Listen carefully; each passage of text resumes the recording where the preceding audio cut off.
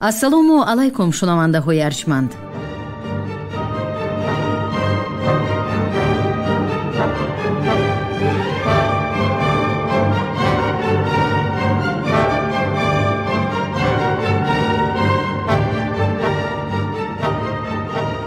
ба таваҷҷӯҳи шумо гуфтор аз силсилаи хониши адабӣ. қироати китоби президенти ҷумҳурии Тоҷикистон муҳтарам Эмомалӣ Раҳмон «Тоҷикон дар оинаи таърих аз ориён то сомониён». китоби сеюм, гуфтори 82.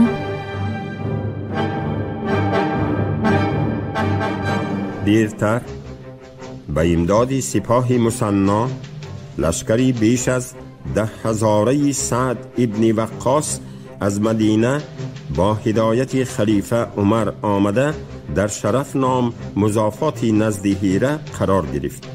سعد ابن وقاص از نسب مادری پیامبر بوده در مقابل ابو سفیان و دیگر دشمنان اسلام کارنمایی های زیادی کرده بود. او با دستور عمر فرماندهی کلی لشکری جبهه عراق تعیین شده میبایست سپاه مثنا ابن حارث و دیگر سرلشکران اسلام طبق فرمان خلیفه به سعد ابن وقاص اطاعت میکردند. خلیفه عمر به امیر الجیش لشکری اسلام در جبهه سوریه ابو عبیده ابن جراح فرمان داد که یک قسم سپاه عراق را که 2 سال مقدم همراه خالد ابن ولید به سوریه و فلسطین رفته بودند از نو بازگردانده به اختیار سعد ابن وقاص فرستاند. فرصت نگذشته تحت سروری هاشم ابن عتبه 8,000 تن سپاه اسلام به عراق رسیده با لشکر سعد ابن وقاص پیوستند.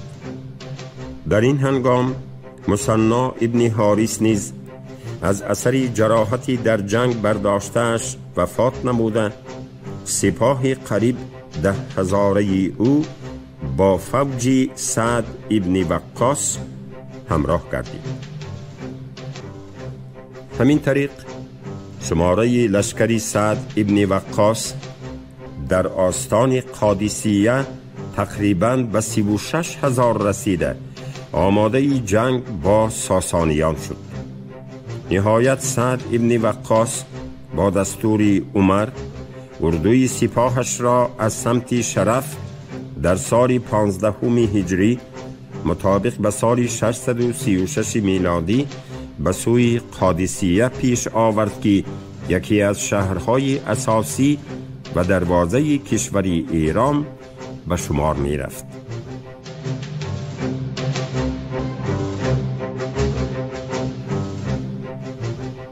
محاربه قادسیه و فتح تیسفون.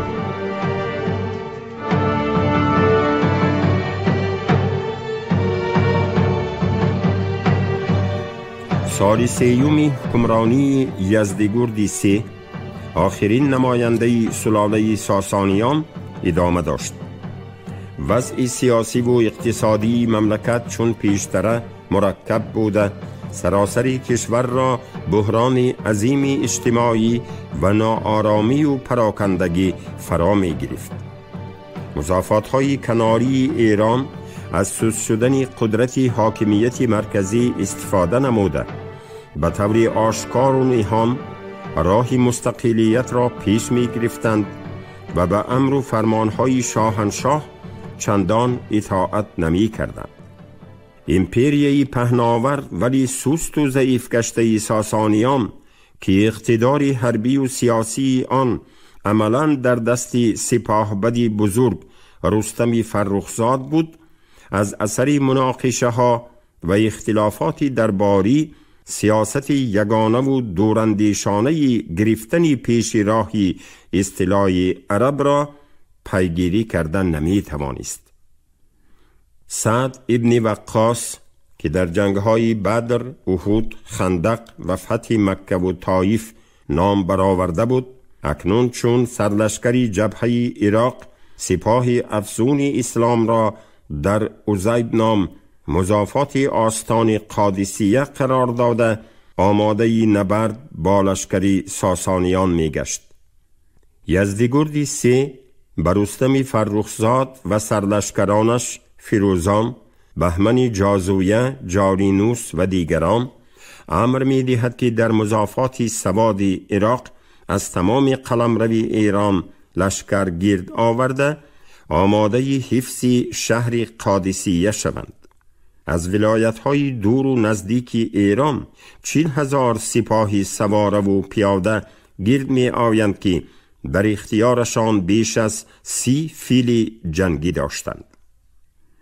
موافق معلومات طبری، سرلشکری عرب سعد ابن وقاص در نزد قادسیه سپاه عرض کرد 35,000 مرد و 14 مرد بگزید از خاصگان خیش و سوی یزدگرد فرستاد. فرستاده های سعد ابن وقاص با چهره های آفتاب سوخته، لباس عادی و شمشیرهای جنگی در میان به تیسفون آمدند و یزدگرد آنها را در تالاری با شکوه پذیرایی قبول کرد و پرسید: به چی کار آمدید و چرا رو به خاک ما آوردید؟ نعمان ابن مقرین سروری ایشان پاسخ داد که ما مردمانی بودیم اندر خواری و زلالت. خدای عزوجل رحم کرد و برایمان پیغمبری فرستاد و پیغمبری برحق ما را از تاریکی کفر بر روشنایی اسلام آورد و او عاقبت از این جهان رحلت کرد و ما را وصیت نمود که جمله بدکیشان را به اسلام دعوت کنیم تا دین ما بپذیرند. اکنون ما پیشی تو آمدیم که به دین ما بگروی و اسلام آوری تا از مملکتی تو دست باز داریم. اگر به دین ما نگروی جزیه بده و اگر این هر دو را نپذیری آماده به جنگ شو و لشکر بیارای که میان ما دیگر صلح و سازش روا نیست.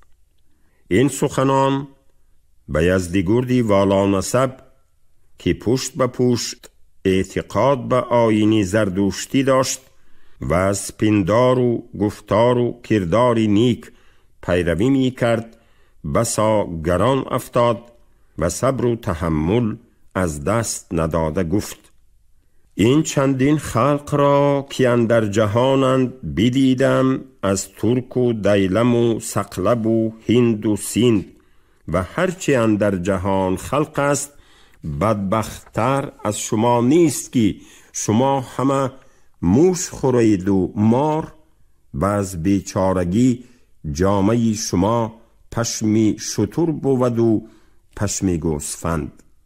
شما را آن مقدار از کجا آمد که به حد ما اندر آید و توانید آمدن؟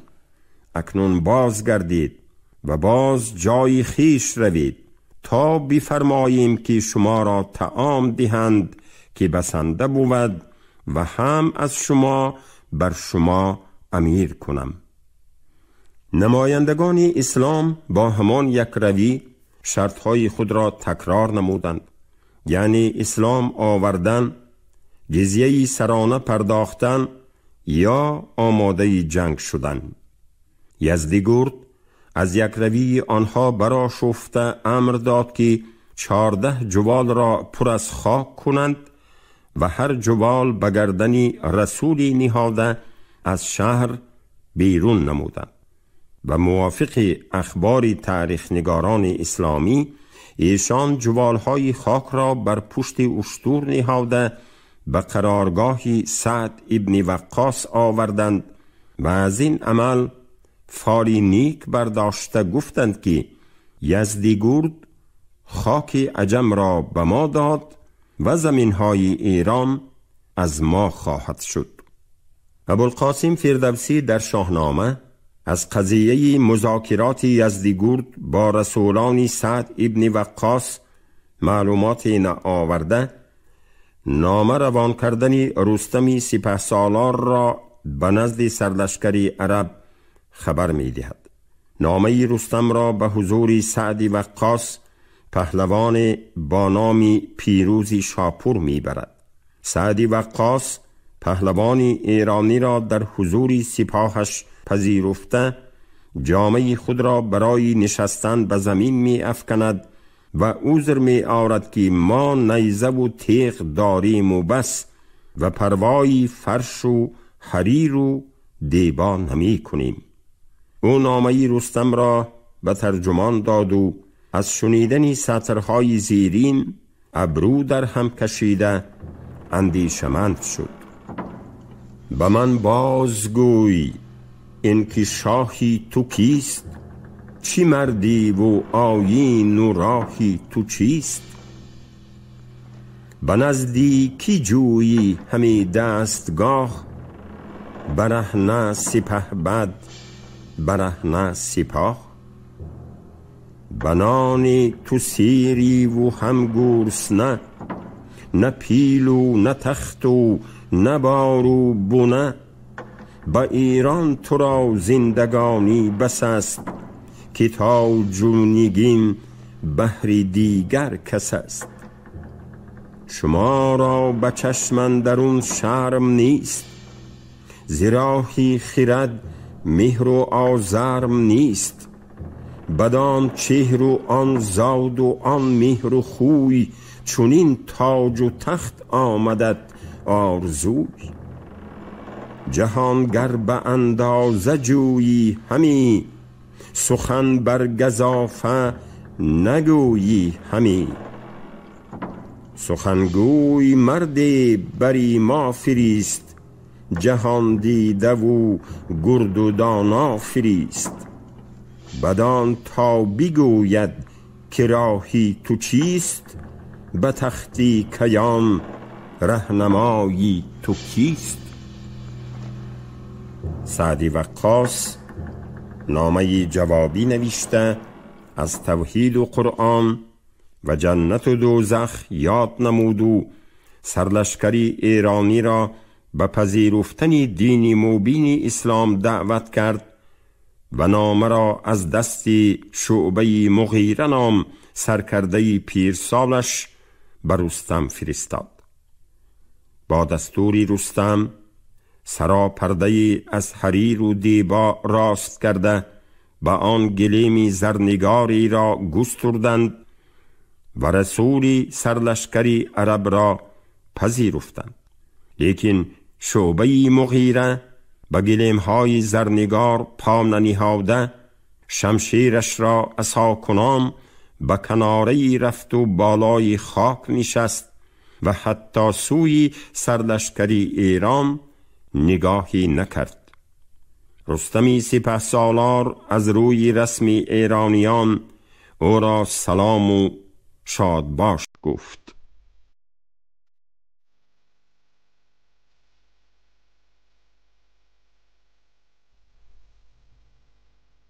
بدو گفت رستم که جان شاد دار، بدانش روان و تن آباد دار. بر رستم چنین گفت که نیک نام، اگر دین پذیری علیک السلام. بپیچید رستم ز گفتاری اوی، بروهاش پرچین شد و زرد روی.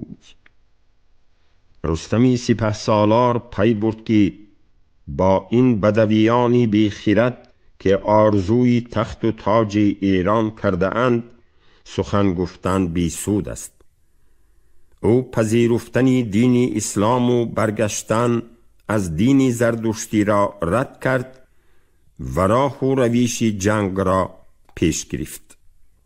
واقعیت تاریخی نگارش طبری و فردوسی را به محققان واگذاشته به سر قضیه برمی گردیم که دو لشکر در آستان قادسیه با هم روبرو گشتند.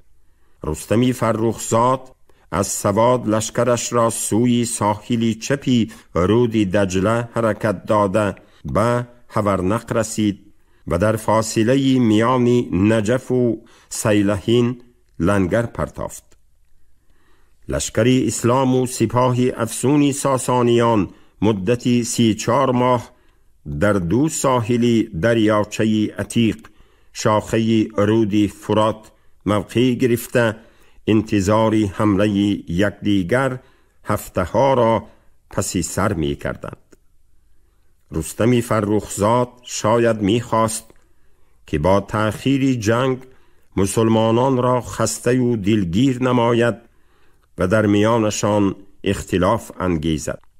سعد ابن وقاص باشد سبقی دهشتناکی جنگی پول را به نوبت گرفته جرأتی از دریاچه عتیق گذشتن نمی کرد. در میان لشکری او باقی مانده های دسته ابو عبید ابن مسعود ثقفی و مثنی ابن حارث بودند که خطری از دریا گذشتن را برایش پیوسته تأکید می کردند. یزدگرد سی از طول کشیدن آغاز جنگ صبر و طاقت باخته به رستم امر داد که حمله را شروع نمایند. رستم هنگامی عبوری رود عتیق از استفاده کوپروکی موجوده دست کشیده شبانه پوری نوی ساخت و سربازانش را به دیگر گذراند. محاربه قادسیه صرف نظر از اختلاف تاریخ نگاران 17 شوال سال 15 هجری مطابق به 2 دکبر سال 636 شروع گردیده 4 روز ادامه یافت. جنگی دهشتبار از حمله سوارهای شمشیر زن و نیزداری هر دو جانب بالا گرفته تلفات مسلمانان و لشکری ساسانی در ساعتهای اولی نبرد می افزود. رستم برای پیشگیری تلفات سپاهش فیلهای جنگی را با سوارهای تیرانداز به 3 دسته تقسیم نمود. 18 فیل را در قلب سپاه، 8 فیل را در میسره و 7 فیل را در میمنه جای داد. دسته قلبی فیلها با تیراندازانش و مقابل سوارهای شمشیرزن و صفشکن قبیله بوجیل روان شد که با شجاعتی تمام پیش می آمدند. آنها پیش راه حمله سوارهای مسلمان را باز داشتند و اسبهای پیش صف از هیبت فیلان جنگی فرار نمودند. فوج پیاده های قبیله بوجیل با نیزه های دراز و مقابل فیلها برآمده دسته دسته نابود می شدند. نهایت سوارهای کار آزموده طلیحا ابن حویلید و عاصم ابن عمرو به مدد آنها تاختند. در رفت کارزار سوارهای زیادی کشته می شد و فیلهای جنگی لشکری اسلام را به عقب نشینی وادار می کردند. عاقبت با سروری عاصم ابن عمرو تمیمی دسته سوارهای کارآزموده یک باره پیش تاخته طنابهای تختی پوشت و رسنهای زریح فیلان را بریدند و دسته فیلهای قلب را پراکنده ساختند. در نتیجه پیاده ها و سواره های مسلمان فیلها را در تنهایی میانگیر نموده هدف نیزه و شمشیر قرار دادند و حمله یک جایه آنها را باز داشتند. محاربه روز نخست با نام محاربه روز ارماس شهرت داشته تا پاس شب ادامه یافت و در آن مسلمانان زیادی قربان شدند. روز دوم جنگ که در تاریخ با نام روز اغواس یاد می شود به مدد عربها فوج لشکری 8000 هاشم ابن عتبه از جبهه سوریه و فلسطین رسیده به لشکر اسلام نیروی نو و روحی تازه جنگی بخشید. در نبرد روز دوم فیلها شرکت نورزید. از حمله لشکری تازه دم امدادی پیشروی نصیب مسلمانان گردید. سپاه اسلام دسته اشتران جنگی را با تیراندازان در صف پیش قرار داده سواره های ساسانی را به عقب نشینی وادار نمودند. در این نبردی شدید بهمن جازویه و چند تن پهلوانان ساسانی کشته شدند. حتی هنگامی یکی از حمله های شب هنگام رستم فرخزاد قریب گرفتاری مرد می گردید. در جنگ روز دوم موافق اخبار مورخان مقتولان ساسانی دوچندی مسلمانان بود. روزی سیومی جنگ که نام روزی ایماس را گرفته است، سرکرده های ساسانی تخت های پشت فیلان را از نو تعمیر و استوار نموده فیل های جنگی را به میدان نبرد آوردند. سواره های مسلمان با تیر و پیکان و نیزه چشم فیلان پیش صف را کور کردند و خرطوم آنها را زخمی نمودند. فیلهای شوریده تیراندازان را از پشت افکنده رو به قفا آوردند و سپاه خیش را پایمال و پراکنده ساختند. لشکر اسلام از فرار فیلها روح بلند شده به سر سپاه ساسانی حمله آوردند و جنگی شدیدی دو طرف اوج گرفت. محاربه تا اندازه شدت می گرفت که چکچکی گرز و شمشیر و سپر به گوش چون صدای پتک آهنگران می رسید. هر دو جبهه تا به وقتی شب فداکارانه جانبازی می کردند و از پیروزی امید داشتند. به قول طبری آن شب را لیلة الحدید خوانند، از بهر آن که به یکدیگر اندر همی جستند و ریش یکدیگر همی گرفتند و بانگ زخمی شمشیر چنان بود چون جای آهنگران و هرگز عرب را و عجم را چنین حرب نیامده بود و تا روز روشن شد همچنان حرب همی کردند. و آن شب از مسلمانان 6000 مرد کشته شده بودند. و روزی چهارم نیز جنگ بی تنفس ادامه یافت. اکثر سربازان هر دو جانب سلاح از دست نگذاشته صبح را استقبال نمودند. سواره های قعقاع ابن عمرو از نو صف آراسته و قلب لشکری ساسانیان حمله آوردند و آنها را به عقب نشینی وادار ساختند. دیری نگذشته تندبادی برخیست و خاک و چنگ را به سوی لشکری ایرانیان روفته مقاومتشان را مشکل و دسته ها را پریشان و پراکنده کرد. این تندباد حتی پردسرای رستم فرخزاد را کنده او را بی سرانجام نمود. رستم ناچار قرارگاه فرماندهیش را ترک نموده به قفا سوی رود عتیق حرکت کرد. در این اثنا دسته سواره های مسلمان او را شناخته سویش حمله آوردند. رستم برای نجات یابی خود را به آب افکند ولی از دست هلال ابن علقمه یکی از سران لشکری اسلام کشته گردید. چندی نگذشته پرچم ملی ساسانیان درفش کاویانی هم از دست رفت که با جواهرات و سنگ‌های گرانبها ارزششان 1,200,000 دیرم آرا یافته بود.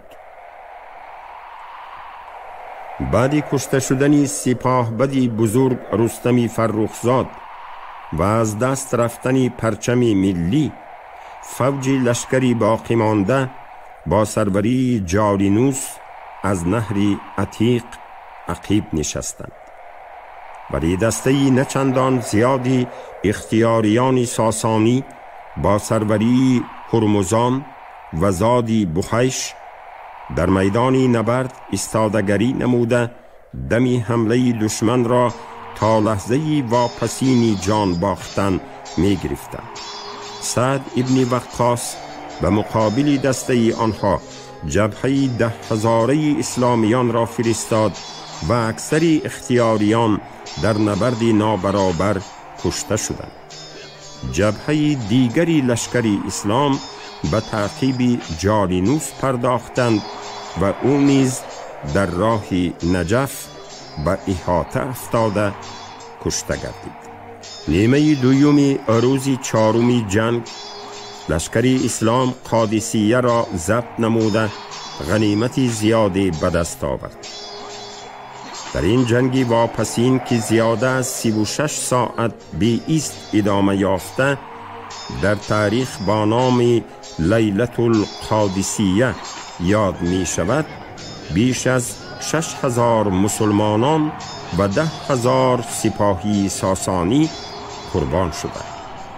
یزدگرد سی از کشته شدن سپاه بدانش رستم، بهمن، جالینوس و شکست خوردن سپاه آگاه شده به فکر بستن صلح افتاد تا که پایتختش تیسفون را نجات بخشد. یزدگرد به سعد ابن وقاص پیشنهاد نمود که سرزمین های آن طرفی دجله به اختیار مسلمانان گذشته قلمرو ساحلی دیگری دجله چون پیشتره در اختیار ساسانیان باقی ماند. اما سعد ابن وقاص صلح را نپذیرفت و برای گذشتن از رود دجله و فتح تیسفون آماده گردید. بعد استراحت 2 ماه در قادسیه سعد ابن وقاص امر داد که اول پیشاهنگان لشکر مقدمت الجیش، سپس کلی لشکری فتحاوری اسلام از رود دجله عبور نموده به طرف تیسفون حرکت کنند.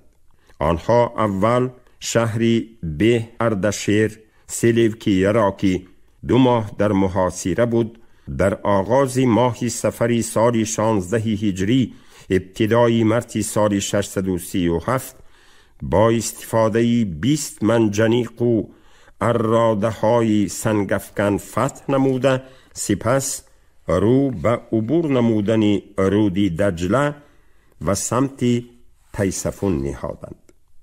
شهر تیسفون که قبلا یکی از شهرهای آباد بابل، پایتخت سلیوکیان و سپس پایتخت اشکانیان پارت بود، بعدی تاجگذاری نمودن اردشیر بابکان از سال 227 میلادی پایتخت ساسانیان گردید. اکنون از قضای تاریخ پس از 410 سال پایتخت سلطنت ایران بودنش در سمت مقابل رود دجله سپاه افسون سعد ابن وقاص گرد آمده به شکوه و عظمت این شهر زیبا نظاره می کردند و شوقی هرچی زودتر عبور نمودن رود در دل آنها بالا می گرفت.